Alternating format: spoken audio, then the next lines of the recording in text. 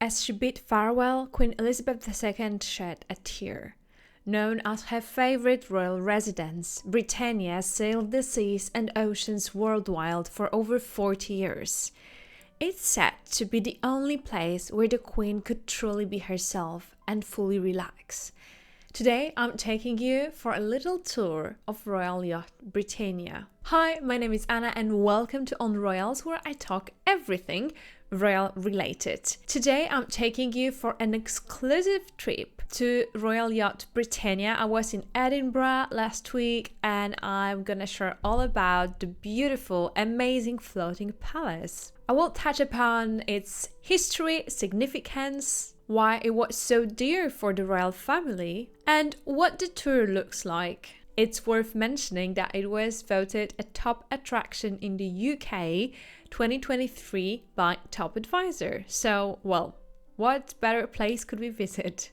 Alright, so let's jump into it. Where might you know Britannia from? So you may have heard about Britannia before, and it might have occurred to you during watching The Crown. The beginning of second season, Britannia plays a crucial part in the first 2 or 3 episodes because Prince Philip goes on Britannia for a tour around the world, and also a pretty good scenes with an argument between the Queen and Philip takes place also on Britannia. So it's worth mentioning. But also the last episode of season 5, it's about the commissioning of Britannia, which took place in 1997. And in there you can watch how the Britannia was decommissioned and its last big voyage to Hong Kong. It happened 1st of July 1997 when the Hong Kong was joined to the China People's Republic.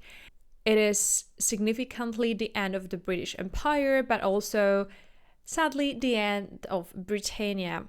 During its service as a royal yacht, Britannia hosted the Queen, members of the royal family, and various dignitaries from other countries during 696 foreign trips and 272 visits to British ports. During this time, Britannia sailed a total of over 1 million nautical miles. But before diving into the details, let's take a moment to explore its history. Britannia's predecessor was called Victoria and Albert III, and it was the first royal yacht not powered by sails. But Queen Victoria, she never boarded it, fearing its stability. King Edward VII used Victoria and Albert mainly in local waters and Mediterranean. Serving 4 monarchs over 38 years, it was decommissioned in 1938. And when Edward VIII was on the throne for a short while, he started discussing possibility of having a new royal yacht. It was in 1936. Of course, he abdicated and the plans weren't really in motion. King George VI in 1939 started the topic again. There was already a plan to build a new royal yacht, but it had to serve as something more than just a royal yacht, as the dream ship could be also a hospital during the moment of war and crisis. Though the Second World War came and the plans were not in place anymore. In early 1952, a decision was made to build a new royal yacht, intended for both representational purposes and as a potential hospital ship in case of war. It was also meant for the recreation and convalescence of the ailing King George VI and to facilitate his travel. The order was placed on February 4th, 1952 with John Brown and Co. shipyard in Clydebank. Unfortunately, the king passed away just 2 days later. His daughter, Elizabeth, ascended the throne, taking on the responsibility for the ship construction and use.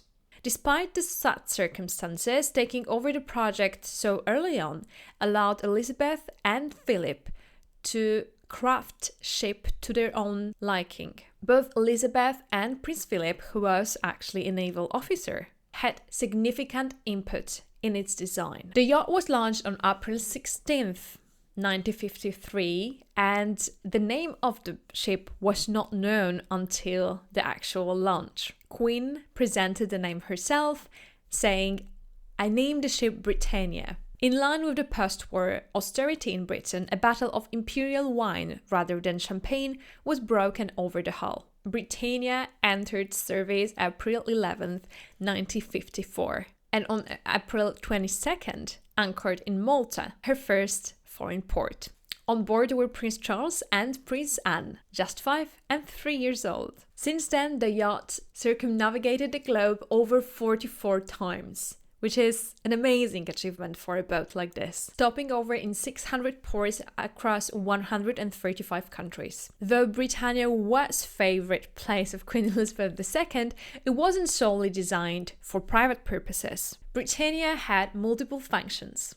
Among many, Britannia was a floating ambassador for British business, promoting UK trade and industry global through events known as Sea Days. Leading entrepreneurs and politicians were invited on board and reportedly charmed by the yacht and also the invitation itself. It is estimated that from 1991 until 1995, Britannia helped generate approximately £3 billion to the UK Treasury.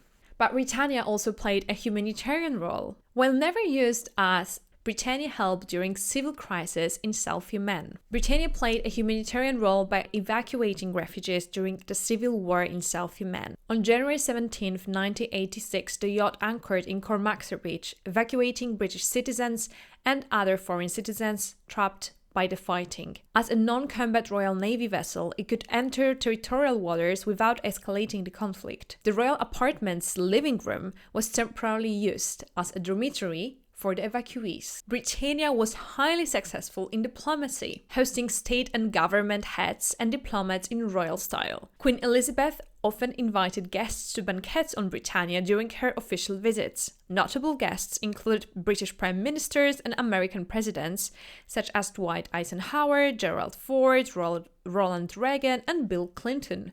The yacht symbolized royal elegance and served as a mobile office and a meeting space, and was just charming to everyone coming in on the board. The yacht was also a place for family summer retreats, where royal family enjoyed absolute privacy. Often they were cruising around British Isles and just enjoying their time together and a bit of relax. It was said that it was the only place where Queen could actually relax. She was not too disturbed by anyone.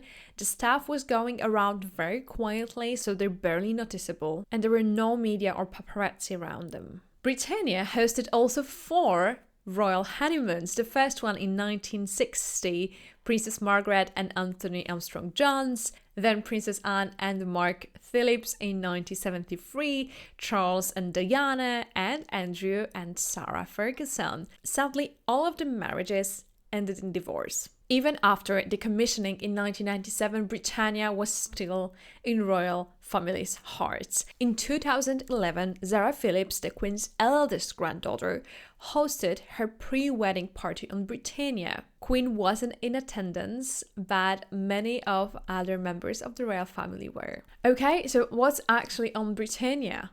I'm gonna focus on royal apartments as I think they're the most interesting part of the ship. Although the whole yacht is absolutely stunning, amazing, and you can visit everything from captain's quarters and kitchen and bathrooms for the staff and multiple bars. I think the royal apartments are the most interesting. When touring the yacht, you can feel as though the royal family has just stepped off and will return any moment. The decor is surprisingly modest, reflecting a country house style as preferred by Queen Elizabeth, and a practical maritime touch from Prince Philip.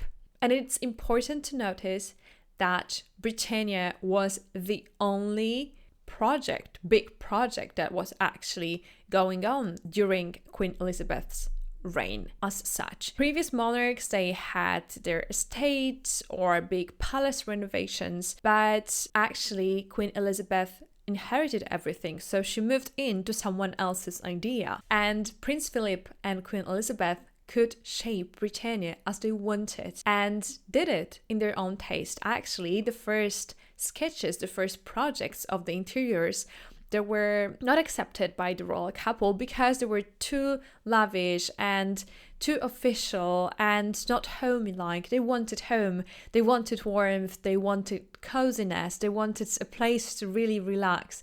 And we can see in those spaces that it's just homey. And even though it's a super good quality, you can still feel very much cozy and at home. So the royal apartments, they span over 2 levels and it's connected by a small staircase inside. The tour begins at external deck, a spacious area for the family to enjoy the outdoors, and apparently it was Queen Elizabeth's favorite place to get a bit of sun. The crew scrubbed the deck with seawater by 8 a.m. daily. Interestingly, crew didn't wear hats to avoid constant saluting, allowing royals more comfort. Next, when we go inside in a glass enclosed foyer, it's a little lounge where royal could relax, they could paint there, played some board games. There was a little bar for Princess Margaret, for example, or Queen Mother. It was also the place where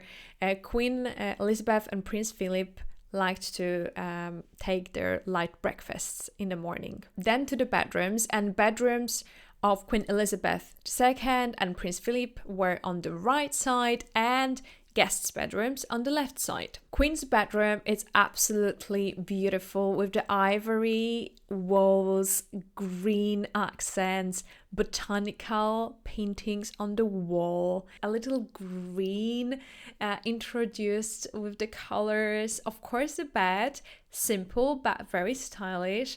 Little desk to maybe write a little letter, and quite spacious dressing area.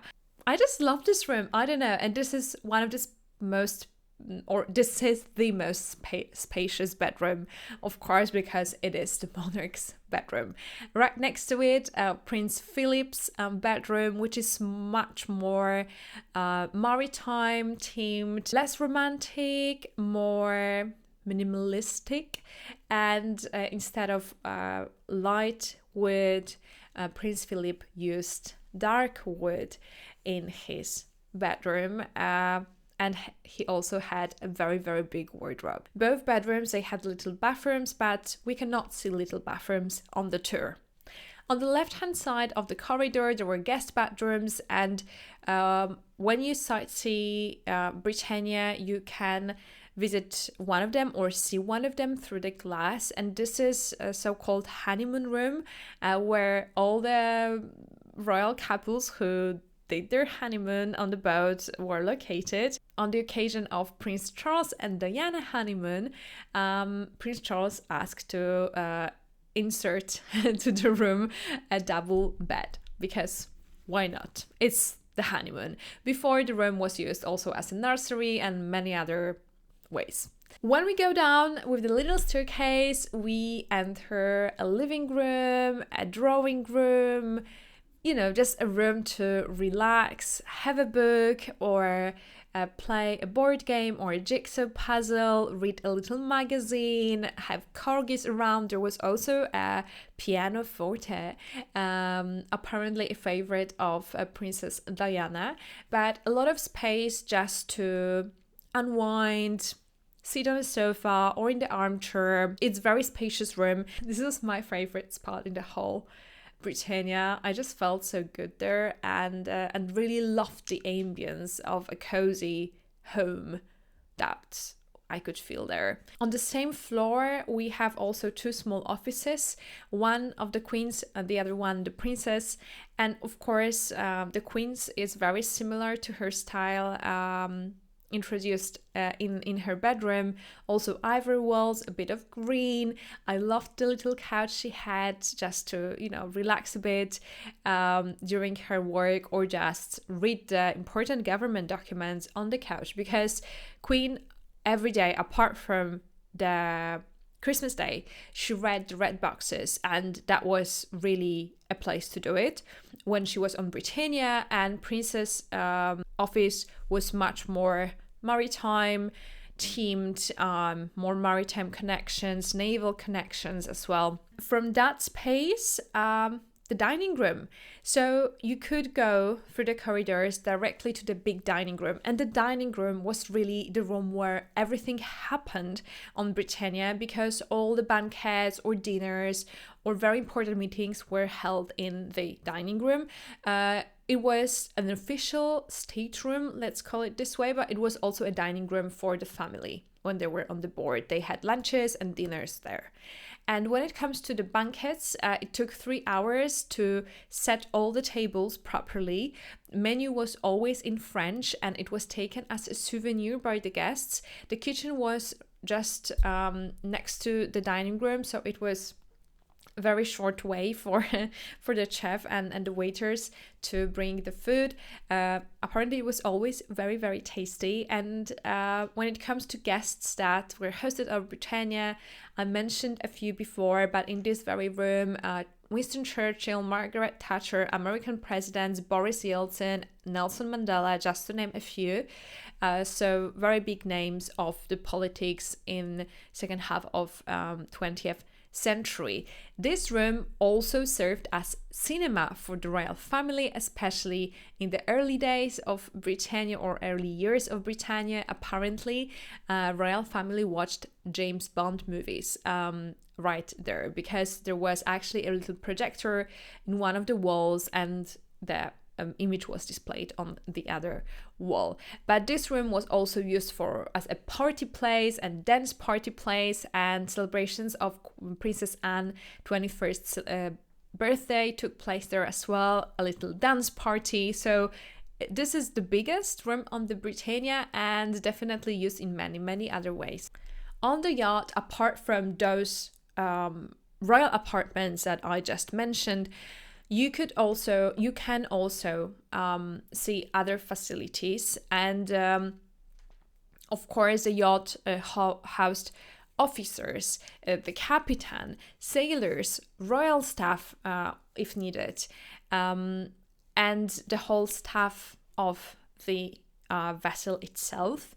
And apart from places to perform their duties, there was also a place for all of them to unwind, and there were multiple little pubs, especially for the sailors to just have a little drink or a pint sometimes. But from amenities, there was a big laundry in case of the yacht would be a hospital. There was an operation theater where surgeons could perform operations. There was a little like hospital reconvalescent recovery room. On Britannia, there's also a little outside garage for a Royal Land Rover. So everything the Queen may need. If you want to visit Britannia, it's docked in Edinburgh, and it costs around £19 to visit Britannia for an adult. An audio guide is included, and the audio guide is very, very, very interesting. It's not only in English, but in several other languages as well. If you are not a native speaker, maybe it's worth taking in another language.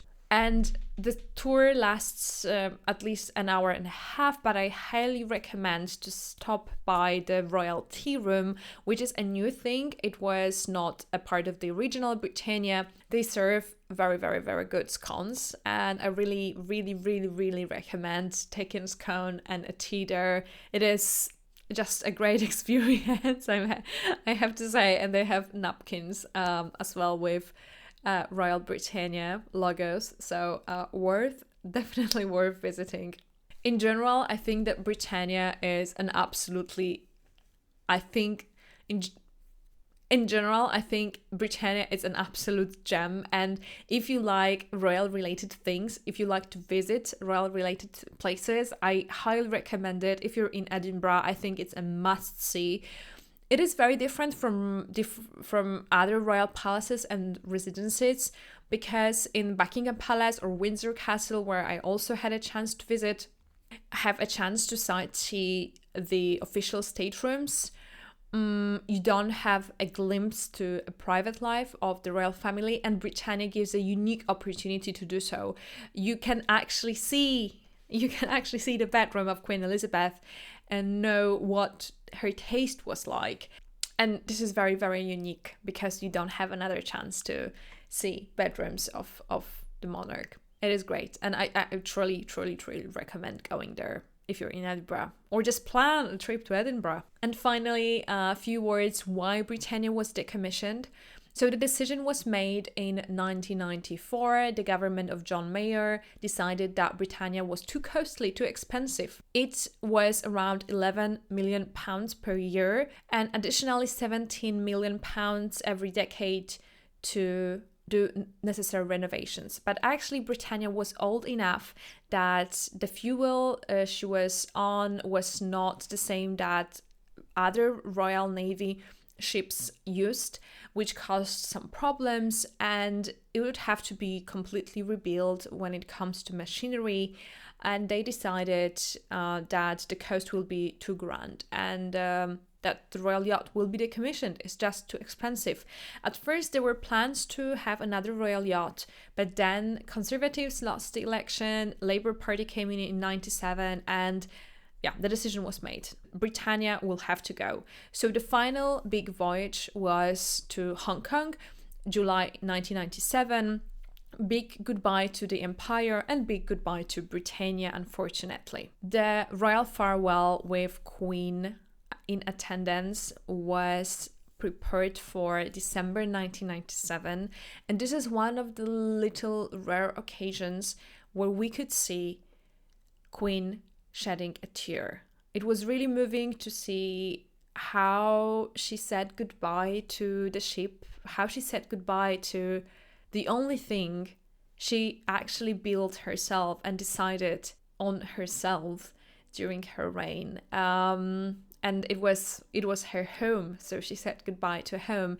She went around Britannia one more time, and when she left, it was 1 minute after 3.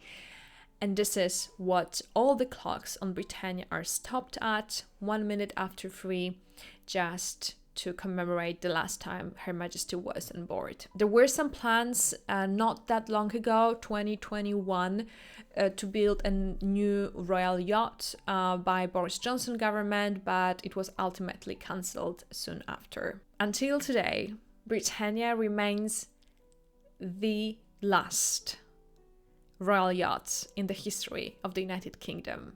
Let's see if we get a new one.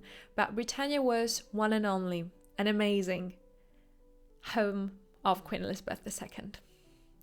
Thank you so much for watching. If you haven't yet, please subscribe to my channel to support it. It is a great pleasure to do videos for you, and I hope you enjoyed this one. Let me know in the comments if you've visited Britannia, or if that's your plan. Also let me know in the comments. I'm very curious. Thank you and see you next time. Bye bye.